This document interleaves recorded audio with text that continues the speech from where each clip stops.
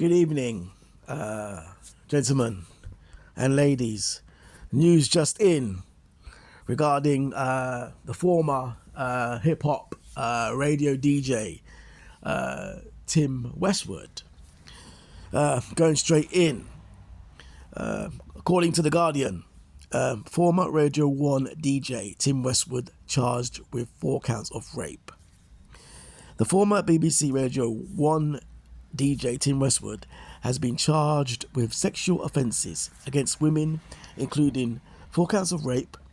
The Metropolitan Police said the 68-year-old has been charged with offences dating back to 1983 to 2016. Yes, he was around in 83. That was the days of was it Fresh? Hip Hop UK Fresh? He was around then. That was when electro was turning into hip hop. So he's been around for a very, very, very long time.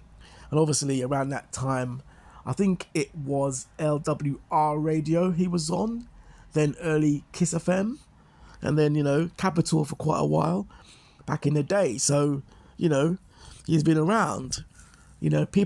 Everyone used to tape his radio shows with, he had Ice-T freestyles. I think Will Smith has been on there with Jazzy Jeff. KRS-One, obviously, he's done some stuff, some freestyles on there.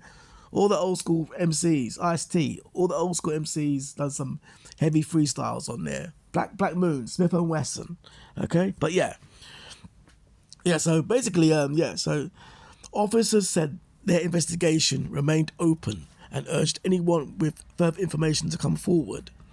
Westwood has been charged with 15 offences relating to 7 women, 4 counts of rape, 9 counts of indecent assault, and 2 counts of sexual assault.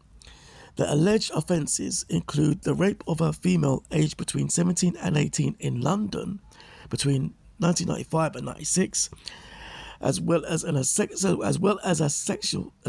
essay of the same girl in central London in a similar period.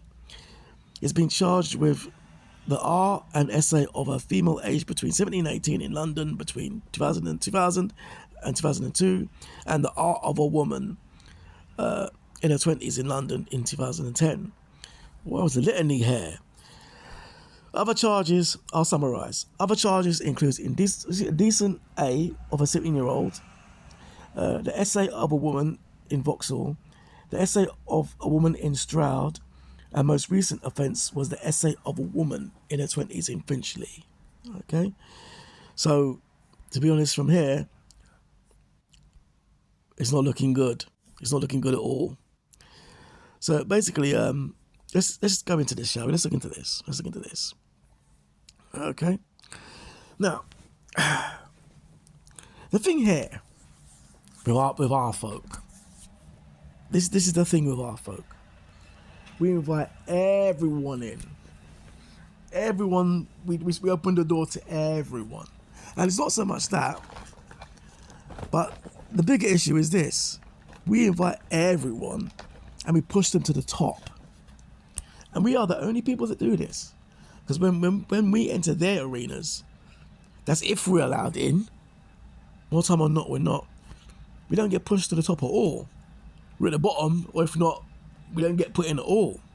But what you'll do is that you let them in and push them straight to the top. And in a way, that's what has maybe caused this resentment towards Westwood. Okay, we're going to stick a pin here. Okay, but having said that, you push everyone to the top. Okay, and well, what is another factor here is we have to look at is the women he was targeting, his target audience.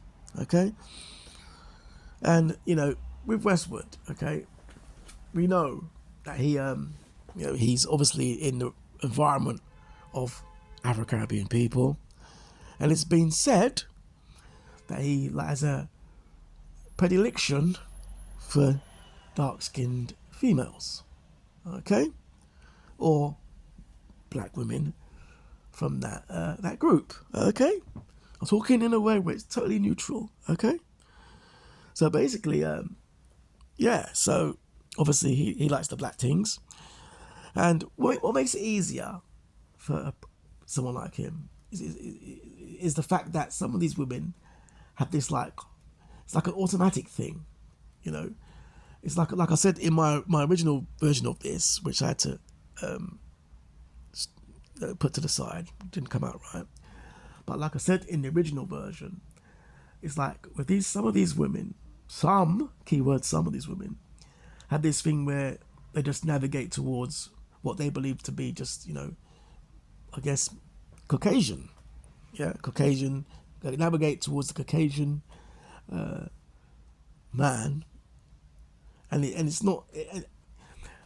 It's like they're like I said. It's like if you have a car and you tow your car, at the very beginning the car just naturally rolls, doesn't it? It's like that. In this situation, they're not cognitive. They just naturally they see the power, the influence. See it's Westwood. The fact that he's white is a big factor, and they just naturally gravitate towards him, not thinking, just on autopilot. And the fact some of these girls were quite young at the time as well contributes to that. So they just go with the flow, just not even go with the flow, just naturally gravitate towards him. And for him, he can only at times take advantage. If that makes sense, you know what I mean?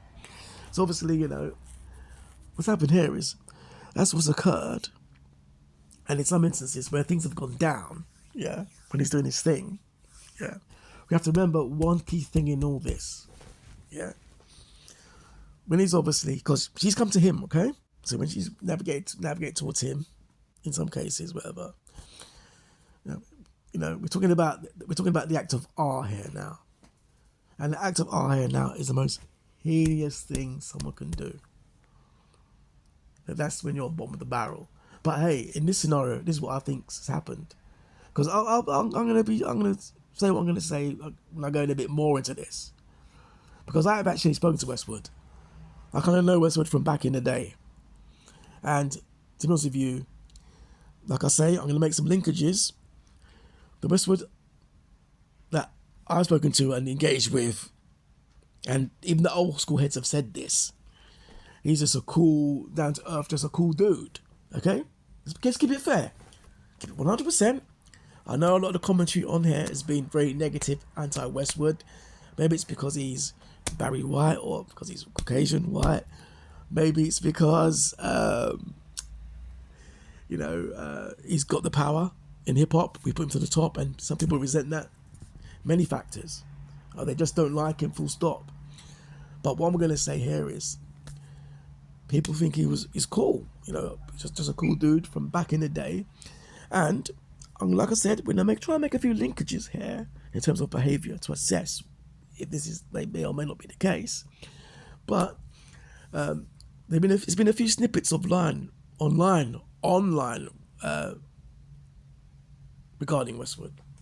One of them is when this black girl approaches him in like a park, if you've seen it, and he says the girl says to him, "What's going on here? Why are you violating the sisters? Blah blah blah." She's going in on him. She's kind of like following him and asking him. And he's like, "No, I didn't do that. And his body language and the way he talks and his tonality is somewhat to how people know him from before, like a cool normal dude. So maybe that there's a long gap there. We're going to address this. There's a long gap in between. So if he's, but in terms of this particular argument, if he's cool from back then and he's kind of coolish now, then there's that consistency there. So based on that, given that merit, then we can draw a conclusion I'll come to later regarding that. Okay? But having said that, arguably, this is where it gets a bit deep. Things have changed from then to now. Back then, it was more of an Afrocentric culture, Public Enemy. Obviously, black people were more into black empowerment. Okay, not like now where it's a bit more of a melting pot. So what you had there was, black people united, and for a sister to be seen like, in this case, I'm gonna delve into this in a little bit. But in this case, because quite a few hooks. In this case, for a sister to be seen, with the other, you'd be like, nah, you know what I mean? But that goes on to my next point, Yeah, my next point. It's a bit scatty here, but it'll come together. Like I said, I know Westwood used to go to his raves. Arch's Vauxhall. Everybody back in the day went there. It was a sweatbox. When you went in there, you obviously had, entrance on the left. At the top of the stairs was like the dance floor, but all the heads from all over the country used to congregate. You had the turntables just in front of that, and then down further down where the stairs go up, and further down on the left was where the back room was, and that's where things may have gone down, because it was observed, because obviously, like I said, we were cultural brothers. It was observed sisters going in there back in the day, and all the heads know this. Me a lie? If I'm lying, I'm dying.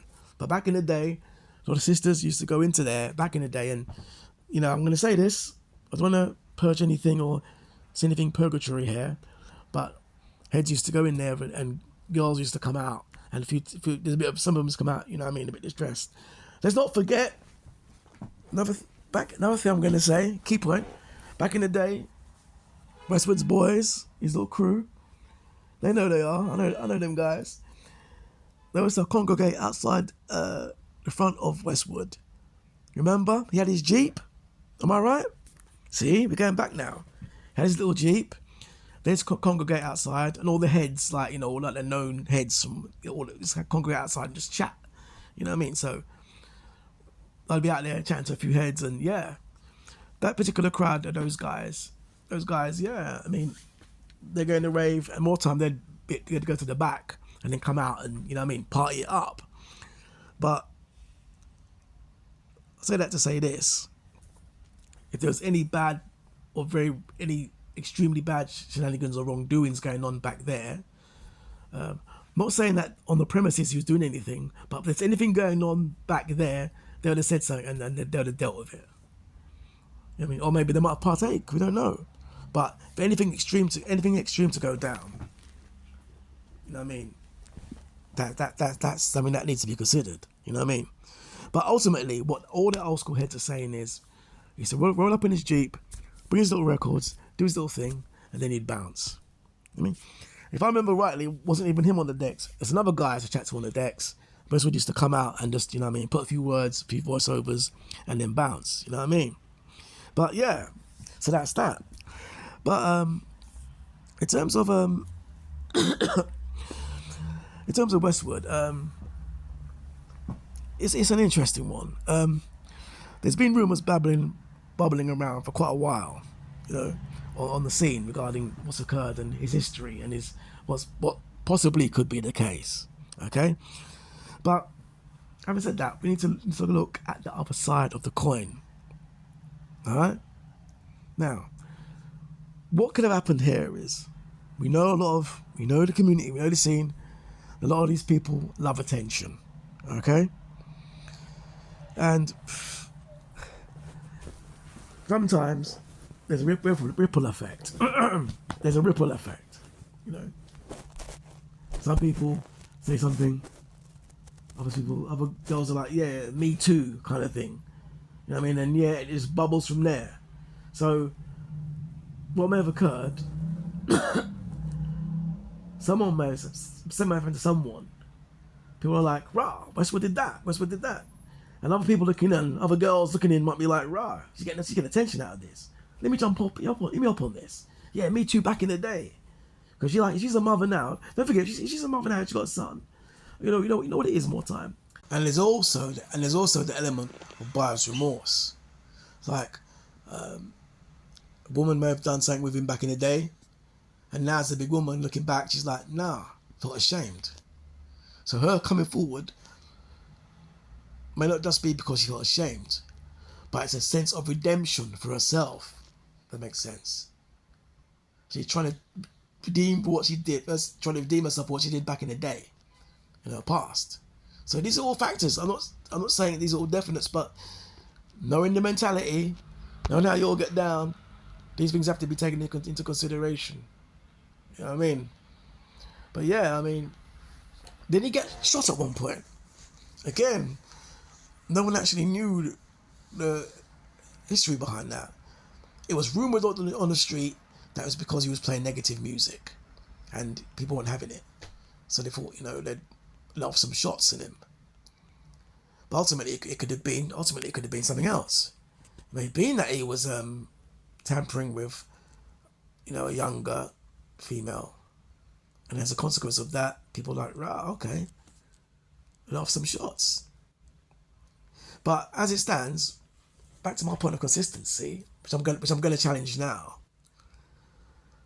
If we're looking at how he was back in the day, and how he appears to be when he was being interrogated by that girl in the park, there's a bit of a genuinity there. His tonality there, and his answers seem like someone who's genuine and generally didn't, do what he's accused of. But having said that, we have to look at the other side and flip it. Okay? Now, there's another clip of Westwood though. Another snippet of him in like a university kind of rave or university kind of setting, whatever. And he's on stage and he's daggering, like pushing up on this young ting. And he's there pushing, jigging. And the crowd are like, yeah. Okay? Now, that goes back to my point. See, it all comes together. That goes back to my point of culture. How he was back in the day and how it is now. No way could he do that on stage. People would be like, right, you'd probably get bold. If he was kind of daggering some chick back in the day, because we were hardcore, we didn't muck about. He was daggering some chick from back in the day, he'd have got dealt with. So maybe now, let's put his guard down. He can do what he wants. There's no standard no more. So yeah, if I want to poke this one, tap that one, poke this one, stick this one, who's to stop me? And once I'm not, you're all very psychopathic anyway. You're a bit ass-kissing, look at him with Shamika. You know what I mean? That'd be those who, the ones who are, his yes men. Okay? Or people around who just, you know what I mean? A lot of those media people get their ass kissed more time or not. So yeah, that's what's probably happened on the flip side. Because when he was daggering that girl, if that's him in the throes of the moment, throes of the moment with a young girl in between the sheets, and she says no, because I'm daggering, sorry mate, that's R.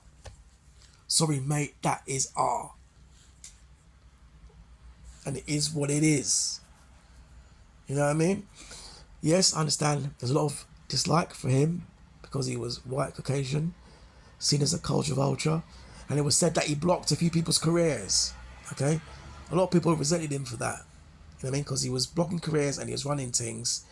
And, in all fairness, he did play UK hip-hop back in the day. So, that's something that came up quite recently. In a discussion about hip-hop, UK hip-hop. But he did play UK hip-hop back in the day.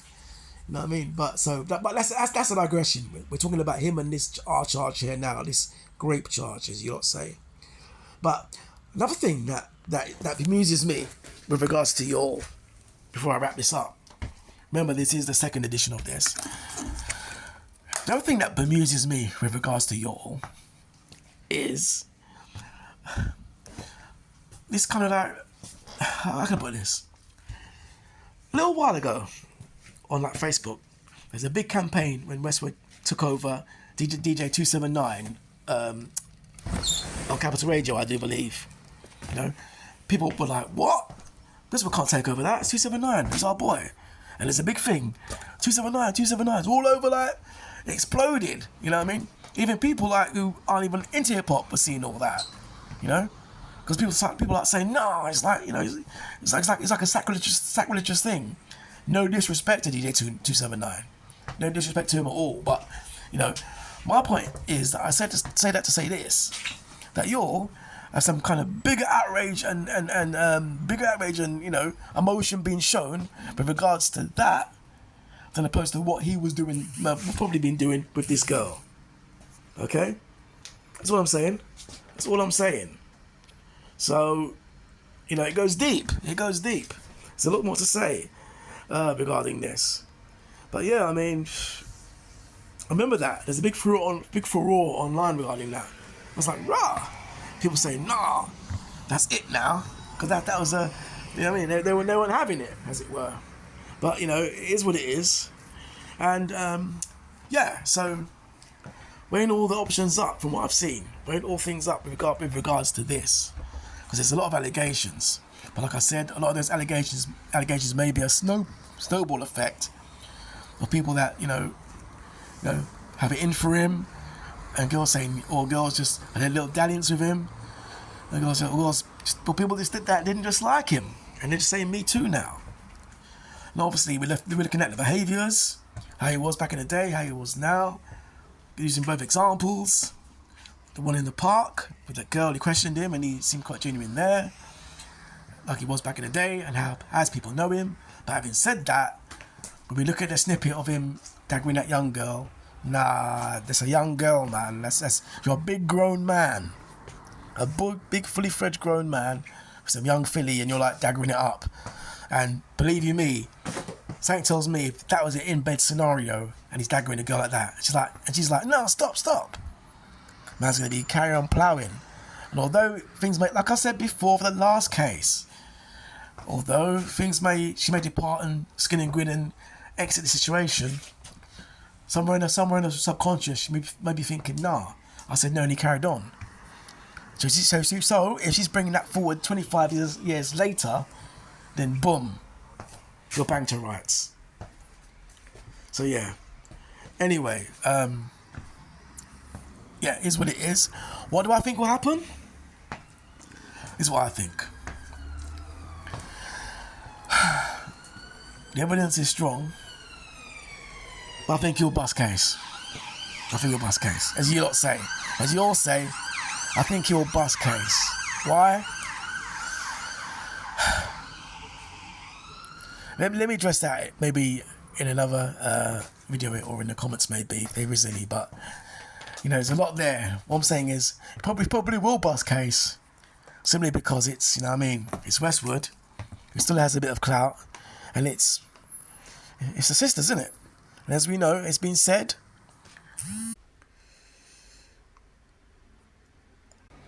that the sisters have no protection. They're not protected. So, you know, that in itself is another conversation. But hey, one must go, one must dash, and it is what it is. Later.